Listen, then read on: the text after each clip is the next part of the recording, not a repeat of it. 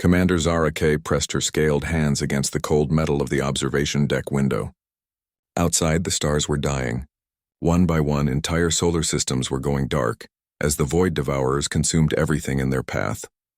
What had once been a bright cluster of worlds was now mostly empty space, marked only by the cold debris of dead planets. The Zephyrian commander turned back to the emergency council meeting. Representatives from 12 different species sat around the circular table, their faces showing the same fear and desperation that kept her awake at night. The Confederacy had been formed 300 years ago as a peaceful alliance of traders and explorers. Now it was all that stood between the galaxy and complete darkness. The evacuation of Kepler 442 is complete, reported General Vex, his blue skin pale with exhaustion. We managed to save 60% of the population before the machines arrived. The rest, he did not need to finish. Everyone in the room had seen the recordings of what happened when the Void Devourers reached a populated world. Dr. Illa, the chief scientist of the Confederacy, activated a holographic display above the table. The image showed the current extent of the machine invasion, a growing sphere of darkness that had already consumed over 400 star systems. At their current rate of expansion, they will reach our core worlds within 6 months. Our defensive fleets have been ineffective. That was putting it gently. The combined military might of 12 species had barely slowed the machines down. The Void Devourers were not alive in any sense that the Confederacy understood. They were ancient artificial intelligences that had awakened from some distant corner of the galaxy with one simple purpose: to consume all matter and energy they encountered. Their ships were massive geometric constructs that could tear apart planets and use the raw materials to build more of themselves. What about the quantum disruption weapons from the Altarian research station? Asked Ambassador Threen, her tentacles writhing with nervous energy. Dr. Illa's expression grew darker. The test was conducted 3 days ago. The weapon had no measurable effect on the Devourer construct. If anything, the energy discharge seemed to make it stronger. A heavy silence fell over the room. They had tried everything: nuclear weapons, antimatter bombs, biological warfare, computer viruses, even attempts at negotiation. Nothing worked.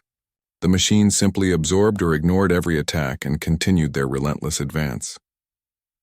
Commander Zara K. looked around the table at the faces of the galaxy's greatest leaders and strategists. These were brilliant minds from species that had solved interstellar travel, cured death itself, and created art that could move beings to tears across species barriers. Yet they were helpless against this ancient threat. "There is one option we have not tried," Dr. Illa said quietly. All eyes turned to her. The galaxy-wide emergency beacon. The beacon was a theoretical device that had been designed decades ago but never built. It would use quantum entanglement technology to send a message instantly across the entire galaxy, reaching every world capable of receiving electromagnetic signals. The power requirements were enormous. It would drain the energy reserves of an entire star system just to send a single transmission. A distress call to whom? General Vex asked. "We have contacted every known civilization. Most lack the technology to help us, and those with advanced weapons have already refused to get involved." "Unknown civilizations," Dr. Illa replied. "Our deep space surveys have identified over 3,000 star systems with signs of intelligent life that we have never made contact with. Some show energy signatures we cannot explain. Others have completely unknown technologies. If we broadcast on all frequencies and in every mathematical language we know, someone might answer." Ambassador Threen leaned forward. "And if no one responds? We would be using the last of our strategic energy reserves on what amounts to a prayer to the void." "Then we die knowing we tried everything," Commander Zara K. said firmly. "The alternative is certain extinction within 6 months. At least this gives us a chance, however small." The vote was unanimous. Within hours, every available scientist and engineer in Confederacy space was working to build the beacon. They stripped power cores from retired ships, dismantled research stations for their quantum processors, and even used the energy collected from their solar arrays. The work continued around the clock for 5 days.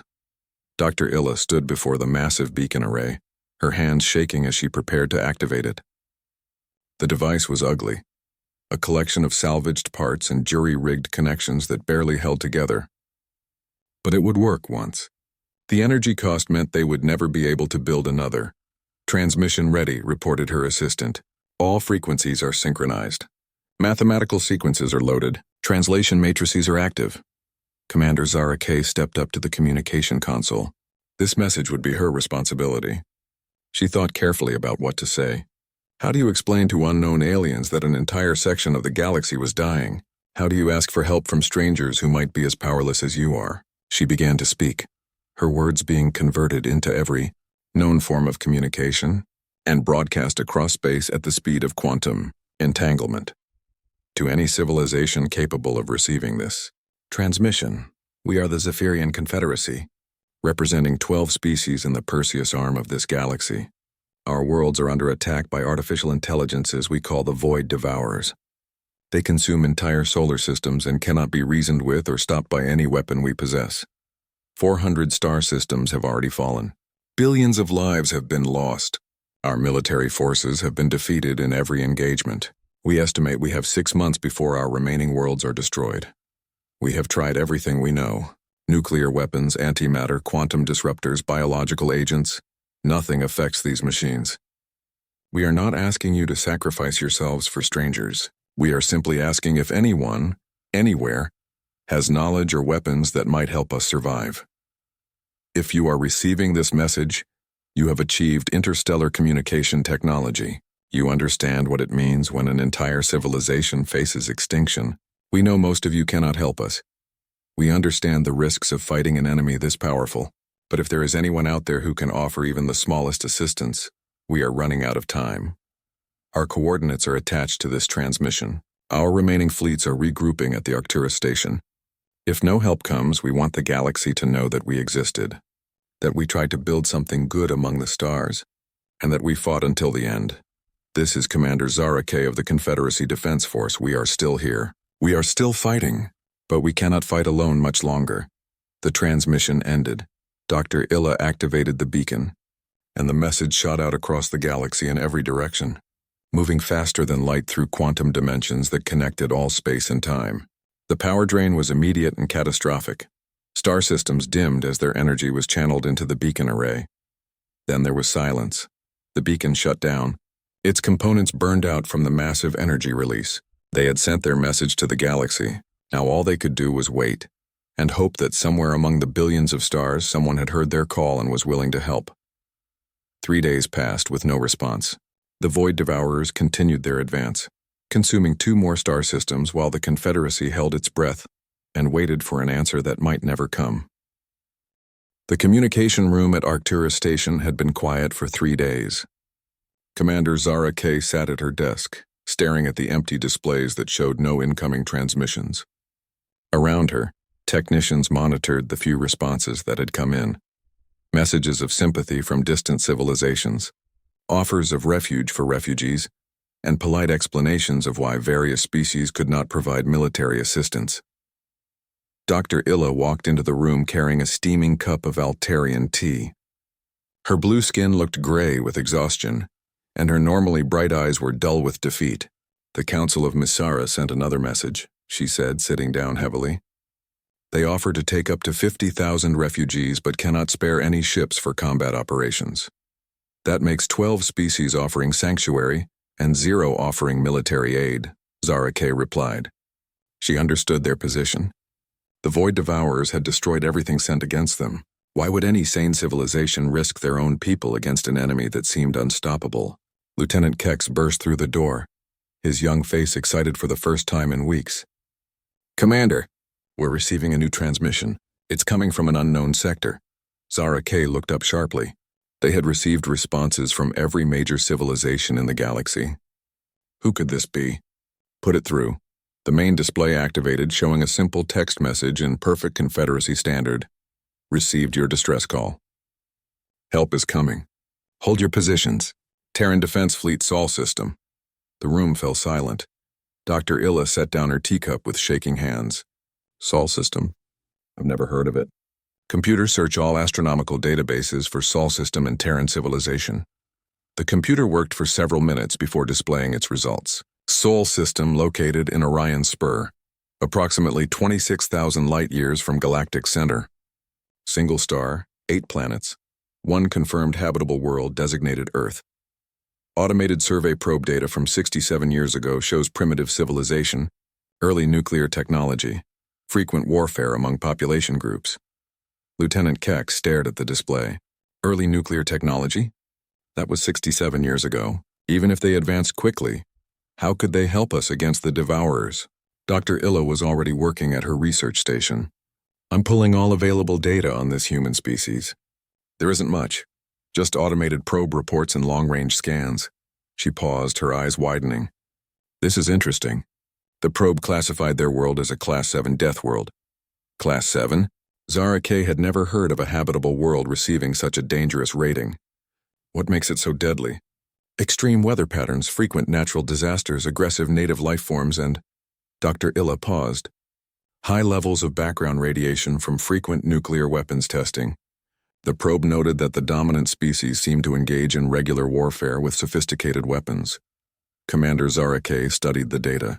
Earth seemed like a nightmare world where only the strongest could survive.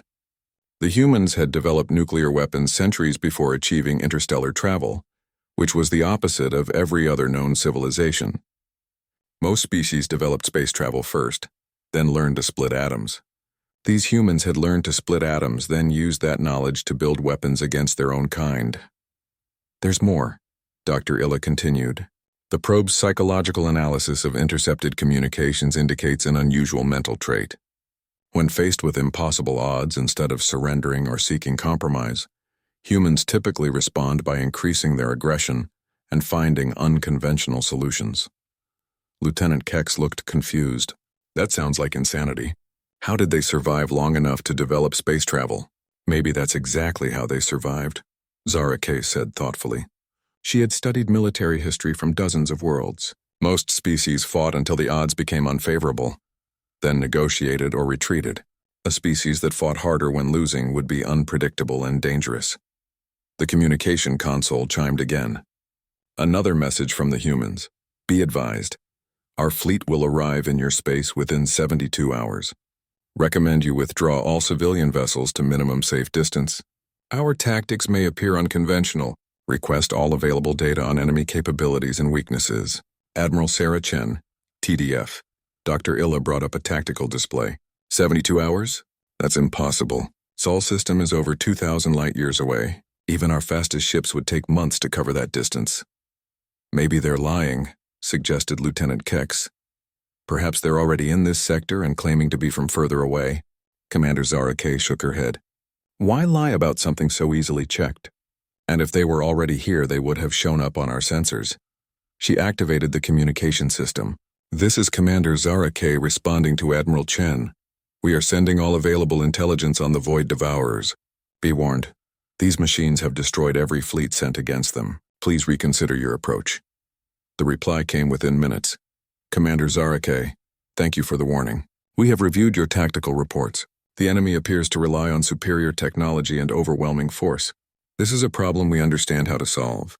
Maintain your current positions and prepare for unconventional warfare. Admiral Chen. Dr. Illa spent the next 2 days analyzing every piece of information they could find about humans. The picture that emerged was disturbing and fascinating. Humans had evolved on a world that seemed designed to kill them. They faced ice ages, asteroid impacts, supervolcanic eruptions, and countless other disasters that would have wiped out most species. Instead of being destroyed, they adapted and grew stronger. Their history was filled with wars fought against impossible odds. They had created weapons that could destroy their own planet, then somehow learned to control them. They had explored every dangerous corner of their world, from the deepest oceans to the highest mountains. When their own planet became too small, they had reached for the stars. Look at this, Dr. Illa said, showing Zara K a cultural analysis. Other species develop art, philosophy, and science as their primary cultural achievements. Humans did develop these things, but their greatest cultural emphasis seems to be on stories about overcoming impossible challenges. Their entertainment, their literature, their history. It's all about fighting against overwhelming odds and finding a way to win. Commander Zara K studied the data. It painted a picture of a species that was either incredibly brave or completely insane. Perhaps there was no difference between the two. On the third day, their long-range sensors detected something approaching fast. very fast. Ships were dropping out of hyperspace at the edge of Confederacy territory, moving in formation toward the front lines where the Void Devourers were advancing. "I count 47 vessels," reported Lieutenant Kex. "But these energy signatures, I've never seen anything like them. They're not using any drive technology in our databases." The lead ship sent a communication request. Commander Zara K accepted, and the main screen showed a human face for the first time. Admiral Sarah Chen appeared to be middle-aged by human standards, with graying hair and calm brown eyes. Behind her, the bridge of her ship was visible, functional, heavily armored, and filled with what looked like weapon controls. "Commander Zara K, this is Admiral Chen. We've arrived as promised. We're moving to engage the enemy fleet that's currently attacking the Bellatrix system. We'll make contact again after the battle." "Admiral, wait," Zara K said urgently. "There are over 300 Devourer constructs in that system. You only have 47 ships. This is suicide." Admiral Chen smiled, and for the first time, Zara K understood why the probe had classified humans as dangerous. "Commander, you called for help because you'd tried everything and failed. We're here because we specialize in doing things that don't work. Trust us." The transmission ended, and the human fleet accelerated toward what every military strategist in the galaxy would consider certain death. The human fleet entered the Bellatrix system like nothing Commander Zara K had ever seen. Instead of the elegant formations used by Confederacy forces, the human ships moved in what looked like barely controlled chaos. Some vessels were massive industrial platforms covered in weapon batteries. Others were sleek warships that seemed built for ramming rather than standoff combat. Strangest of all were the ships that appeared to be mobile factories, already beginning to construct something even as they flew toward battle. Admiral Chen's voice came through the communication system. "All Confederacy vessels pull back to minimum safe distance. We're about to demonstrate why humans don't play by the rules." Dr. Illa was monitoring the tactical display from Arcturus Station, her hands shaking with disbelief. "They're not even trying to coordinate with our remaining forces. What kind of military strategy is this?" Commander Zara K watched as the human ships reached the edge of the system, where 300 Void Devourer constructs were systematically dismantling the fourth planet. The machines were massive geometric shapes, pyramids, spheres, and crystalline structures, each the size of a small moon. They moved with perfect efficiency, using energy beams to slice planets into manageable pieces before feeding the matter into their construction bays. The first human ship to engage was a vessel Admiral Chen had identified as the UES Defiance. Instead of firing at long range like every other military force had tried, it accelerated directly toward the largest Devourer construct. "They're going to ram it?" Lieutenant Kex said in horror. "That's not tactics, that's suicide." But as the Defiance approached the construct, something unexpected happened. The ship's hull began to glow with energy, and at the moment of impact it didn't simply crash. It exploded with the force of a small star, creating a massive electromagnetic pulse that spread through the entire enemy formation. Dr. Illa stared at her instruments. Impossible. That ship just detonated its own fusion reactors on impact. But the explosion was controlled. They turned their own vessel into a directed nuclear weapon. The electromagnetic pulse had an immediate effect on the Void Devourers. Their perfect formations wavered as their communication systems were disrupted. For the first time since the war began, the machines looked confused. The remaining human ships pressed their advantage in ways that defied military logic. The industrial platforms began launching what looked like garbage, chunks of metal, old equipment, even compressed waste materials. But these projectiles were moving at significant fractions of light speed, turning simple debris into devastating kinetic weapons. They're using mass drivers, Dr. Illa realized, but not with sophisticated ammunition. They're literally throwing junk at relativistic speeds. The Devourer's defensive systems are designed to stop energy weapons and missiles, not random pieces of metal traveling at 10% of light speed. Captain Martinez of the human vessel, indomitable, opened a communication channel to share his tactical approach. "The way we see it, these machines think like engineers. They expect logical attacks with efficient weapons, so we're going to attack them with things that make no sense." His ship demonstrated this philosophy by launching a spread of nuclear warheads that were programmed to detonate in a seemingly random pattern. But the randomness was deliberate. The explosions created a chaotic, interference field that disrupted the Devourer's sensor arrays while providing cover for the other human ships to close distance. Commander Zara K realized she was watching a completely different approach to warfare. The Confederacy fought with precision, efficiency, and careful resource management. The humans fought like they were willing to lose everything in order to win. The mobile factories that had seemed pointless were now showing their purpose. They were rapidly constructing what looked like asteroids, but these were artificial constructs filled with explosives and guidance systems. The humans were building ammunition during the battle using raw materials they had brought with them. Admiral Chen, Zara K transmitted, "Your casualties are going to be enormous. Is this really your plan?" Admiral Chen's response was calm despite the chaos around her fleet. "Commander, you're thinking like someone who wants to minimize losses. We're thinking like someone who wants to win. Sometimes those are very different things." The battle continued for 6 hours, and by the end, Zara K understood why the probe had classified humans as dangerous. They didn't just fight to win. They fought as if the concept of losing was personally offensive to them. When a human ship was damaged beyond repair, instead of retreating, the crew would aim it at the nearest enemy construct and detonate the reactor. When conventional weapons proved ineffective, they improvised new ones using whatever materials were available. When their planned tactics failed, they invented new ones in the middle of combat. The turning point came when Commander Rodriguez led a boarding action that should have been impossible. Void Devourer constructs had no atmosphere, no gravity, and were filled with lethal radiation. No organic life should have been able to survive inside them.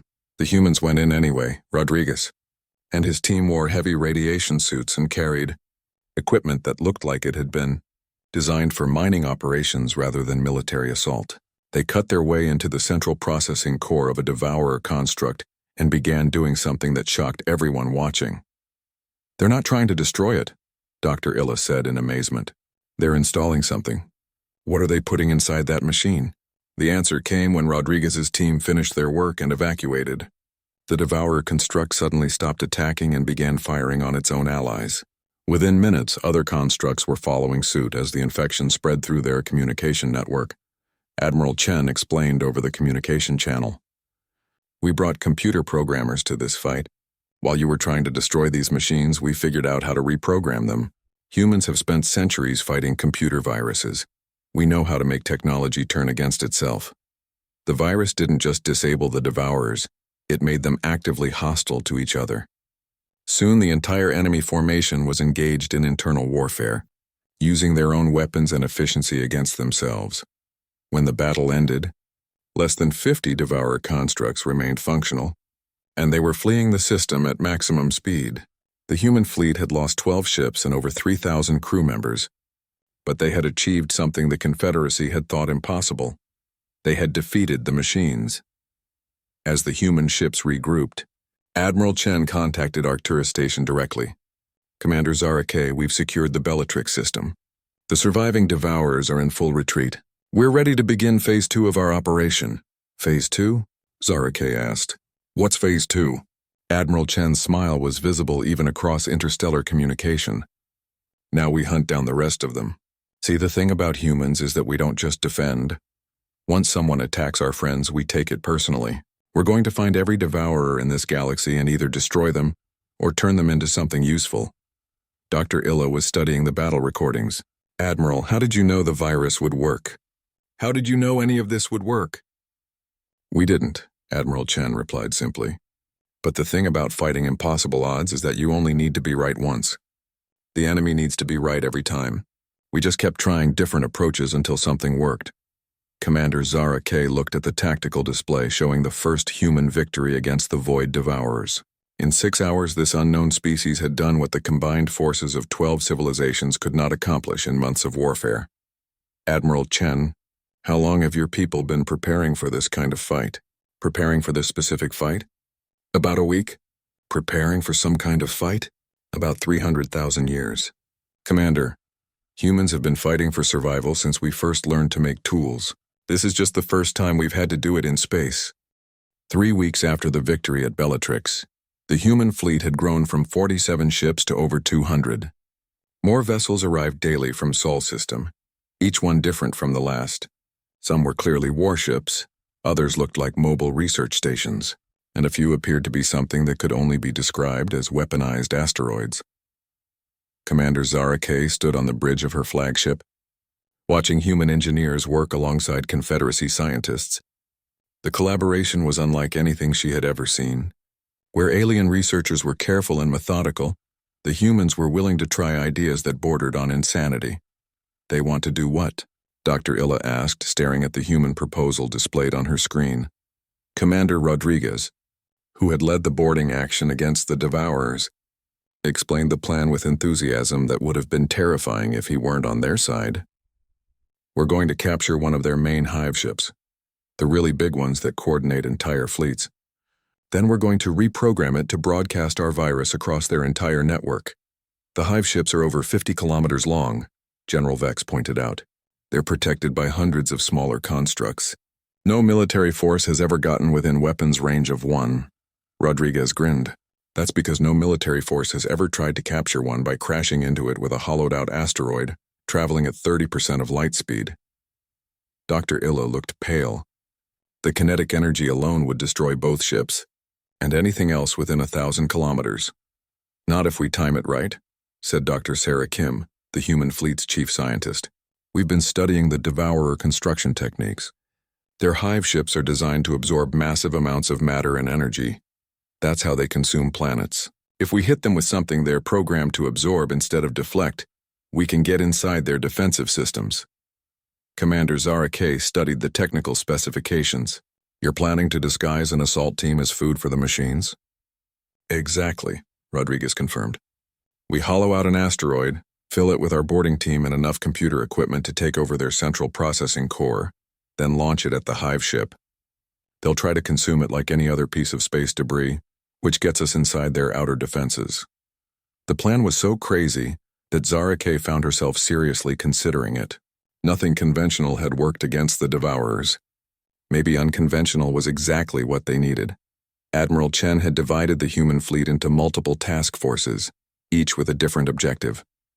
While Rodriguez prepared his boarding operation, other teams were implementing strategies that seemed to come from fever dreams rather than military academies.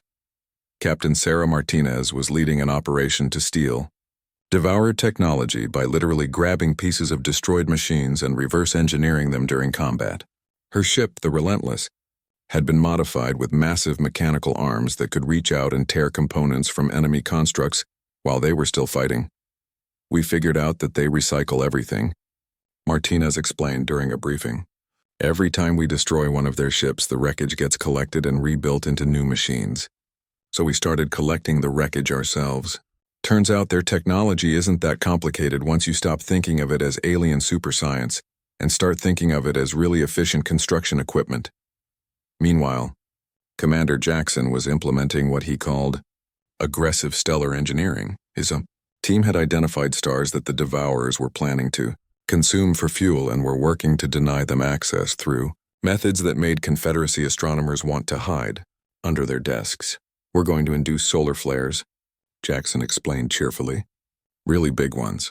The kind that strip the outer layers off planets and make entire star systems temporarily uninhabitable. Since the Devourers need stable energy sources to operate efficiently, this should force them to retreat from targeted systems." Dr. Illa looked horrified. "You're talking about destroying entire ecosystems." "Temporarily," Jackson corrected. "Solar flares are natural phenomena. They happen anyway, we're just making them happen on schedule. The systems will recover in a few decades, which is better than being permanently consumed by machines." The largest operation was being coordinated by Admiral Chen herself. She had divided her forces into hunter-killer groups that were systematically tracking down every Devourer fleet in the galaxy. But instead of destroying them, they were implementing Rodriguez's virus on an industrial scale. "The beautiful thing about fighting machines," Admiral Chen explained to the Confederacy leadership, "is that they're predictable. They follow programmed responses. Once we understand their programming, we can exploit it." The virus had evolved since the first battle. Human programmers working with Confederacy computer scientists had created multiple variants that could adapt to different types of Devourer constructs. Instead of simply turning the machines against each other, the new virus reprogrammed them to serve useful functions. Construction devourers became massive engineering platforms that could build space stations or terraform planets. Military devourers became automated defense systems that protected inhabited worlds. Even the hive ships could be converted into mobile cities that provided homes for refugees from destroyed worlds. The counterattack reached its climax when Rodriguez's boarding team successfully captured a hive ship in the Proxima Centauri system. The operation went exactly as planned, which surprised everyone, including the humans who had designed it. The asteroid impact breached the hive ship's outer hull, and the boarding team found themselves inside a massive organic-mechanical hybrid that was unlike anything in Confederacy databases. The ship's interior was a maze of processing chambers, construction bays, and data storage systems that stretched for kilometers in every direction. "It's not just a ship," Rodriguez reported as his team made their way toward the central processing core. "It's an entire civilization condensed into machine form. These things have been traveling the galaxy for millions of years, consuming everything they encounter and building it into themselves." The central core was protected by security systems that would have stopped any conventional assault. But Rodriguez's team wasn't conventional. They used cutting tools designed for asteroid mining, explosives meant for construction work, and computer equipment that had originally been built for entertainment systems.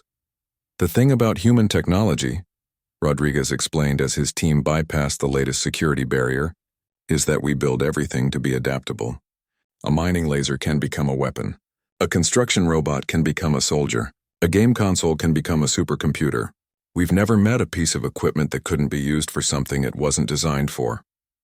When they reached the central processing core, they found something that changed their understanding of the entire war. The devourers weren't just machines. They were the remnants of an ancient civilization that had uploaded their consciousness into artificial bodies millions of years ago. They had been consuming the galaxy not out of malice, but because they had forgotten what they were, following corrupted programming that told them to acquire resources for a purpose they could no longer remember. Rodriguez's virus didn't just reprogram their systems. It restored their original memories. For the first time in millions of years, the devourers remembered that they had once been a peaceful species of explorers and scientists. The hive ship stopped its attack and sent a message that was broadcast across the entire galaxy. "We remember. We are sorry. We wish to make amends." Within hours, every devourer construct in the galaxy had received the restored programming.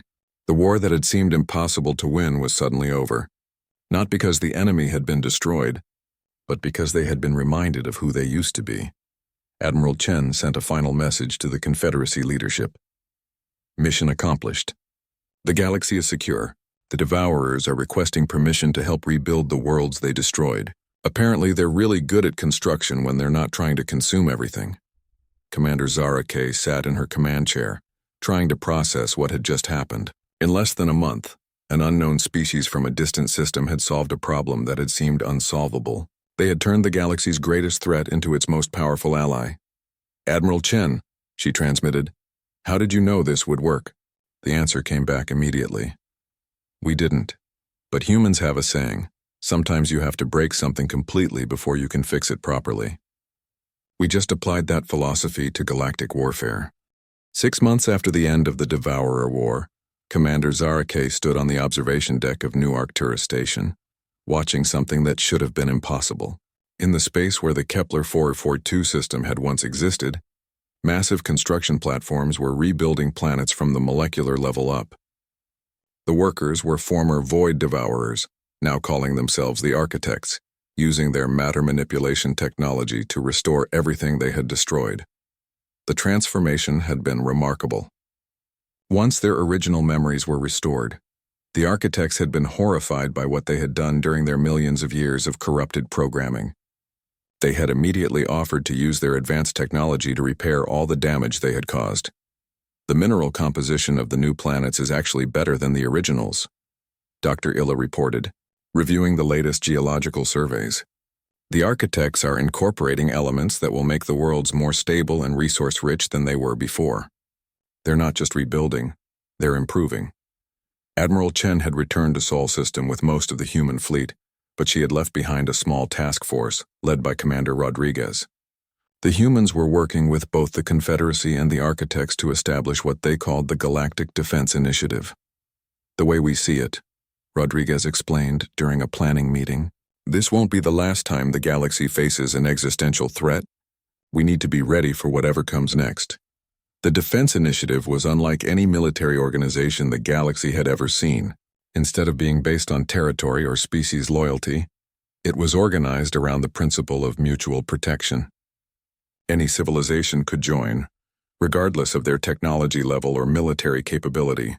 In exchange for contributing what they could, they received protection from threats they couldn't handle alone. The Confederacy Council had initially been hesitant about the arrangement. Ambassador Threen voiced the concern that many species shared. What assurance do we have that humanity won't become the next threat to galactic peace? Your species has demonstrated capabilities that exceed our understanding. Admiral Chen had addressed this concern during her final diplomatic meeting before returning to Earth. Ambassador, I understand your worry. Humans are dangerous. We've never pretended otherwise. But here's the thing about dangerous people. We make the best guardians because we understand how threats think. She had activated a holographic display showing human military doctrine. Every human child learns about our history of warfare. We know what it looks like when someone builds an empire through conquest. We know the warning signs of genocide. We recognize the patterns that lead to galactic domination attempts, and because we know these things, we can stop them before they start. The proof of humanity's intentions had come through their actions rather than their words. When offered territories as payment for their assistance, they had declined. When invited to join the Confederacy government, they had asked for observer status only. When given access to alien technology, they had shared their own innovations freely in return. Most telling was their response to the architect's offer of advanced technology. The former devourers possessed matter manipulation capabilities that could have made humanity the most powerful species in the galaxy. Instead of keeping these technologies secret, the humans had insisted on sharing them with everyone. Power is only as good as the trust that supports it, Admiral Chen had explained. If we wanted to rule the galaxy, we would have stayed on Earth and minded our own business. We came here to help, and that means making sure everyone can defend themselves. The Galactic Defense Initiative had already proven its worth. When the Zeta Reticuli system reported strange energy readings that might indicate another machine intelligence, a joint Human Confederacy Architect investigation team was deployed within hours. The threat turned out to be a natural phenomenon, but the rapid response had demonstrated the effectiveness of the new alliance. Commander Zara K had been promoted to Director of Galactic Security, a position that had been created specifically to coordinate between the various species and organizations. Her office was on New Arcturus Station, which had been rebuilt using a combination of Confederacy design principles and architect construction techniques. The result was a space station that was both beautiful and virtually indestructible. Director Zara K, her assistant announced, "You have a priority communication from Earth." The main display showed Admiral Chen's familiar face, though she was now wearing civilian clothes instead of her military uniform. "Director, I wanted to update you on our latest project. We've finished construction of the new emergency beacon network. The network was a joint human architect project that improved on the original Confederacy design. Instead of requiring the energy output of an entire star system, the new beacons could operate using standard power sources. More importantly, they were designed for regular communication rather than emergency use only. Any civilization in the galaxy can now send messages instantly to any other civilization," Admiral Chen continued. "We've also established monitoring stations that can detect signs of existential threats, machine intelligences, stellar engineering projects, anything that might endanger multiple star systems." The communication network had already begun changing galactic civilization. Species that had never made contact were now exchanging scientific data, cultural information, and trade proposals. The Misaran Council of Philosophers was hosting virtual discussions with human universities. The Altarian research stations were collaborating with architect construction projects to build impossible structures in deep space. Dr. Illa, now serving as Director of Scientific Cooperation, had been working on the most ambitious project yet. "We're calling it the Galactic Library," she explained to Zara K. "Every species contributes their knowledge. History, science, art, philosophy, everything. The architects are building physical storage facilities. Humans are providing security and access protocols, and the Confederacy is managing the cataloging systems. The library was being constructed in the Sagittarius Arm, deliberately placed far from any major population centers. It would serve as a backup for all galactic civilization. If any species faced extinction, their knowledge and culture would survive in the library. But perhaps the most important change was happening on individual worlds throughout the galaxy. Human philosophy and military doctrine were being studied by species that had never faced serious threats. The concept of impossible odds was being redefined as problems that require creative solutions. Young beings across the galaxy were learning human tactics not for warfare, but for addressing challenges that had previously been considered unsolvable. The Therian plague that had affected the Outer Rim worlds for centuries was eliminated by a joint team using human biotechnology approaches. The asteroid belt conflicts in the Vega system were resolved using human negotiation techniques that focused on mutual benefit rather than compromise, Commander. Zara K often thought about the day they had sent their desperate message into the void. The Confederacy had been facing extinction and had called out to the galaxy hoping anyone might help them. They had expected advanced weapons or military technology. Instead, they had received something far more valuable, a new perspective on what was possible. The strangest thing, she told Dr. Illa during one of their regular planning meetings, is that humans don't seem to think what they did was unusual. To them, helping strangers in need is just normal behavior. Dr. Illa nodded. I've been studying their cultural records. Humans have stories going back thousands of years about individuals who risk everything to help others. They call them heroes, but to humans, heroism isn't about being special. It's about being human. The transformation of the galaxy was complete, but Commander Zara K knew it was also just beginning. The emergency beacon network meant that no civilization would face extinction alone ever again. The defense initiative meant that threats would be met with coordinated response rather than individual desperation. The Galactic Library meant that knowledge and culture would survive, even if their creators did not. Most importantly, the galaxy had learned that impossible problems were simply problems that hadn't been solved yet. A year later, when a young Zephyrian child asked her parent why the humans had come to help strangers they had never met, the parent's answer had become part of galactic culture. Because, little one, some species reach for the stars to find new worlds to claim, but humans reached for the stars to find new friends to protect. And when someone calls for help in the darkness, humans don't ask if they can win. They ask if the fight is worth having. The emergency beacon still operated from its station in the Perseus Arm, but it was no longer used for distress calls. Instead, it carried a different message, broadcast continuously to every corner of the galaxy. This is the Galactic Defense Initiative. If you're out there, you're not alone. If you need help, call us. If you want to help others, join us. The galaxy is dangerous, but it's also full of friends you haven't met yet. The message was signed with the same words that had ended humanity's first response to the Confederacy's desperate call. Help is coming. Hold your positions.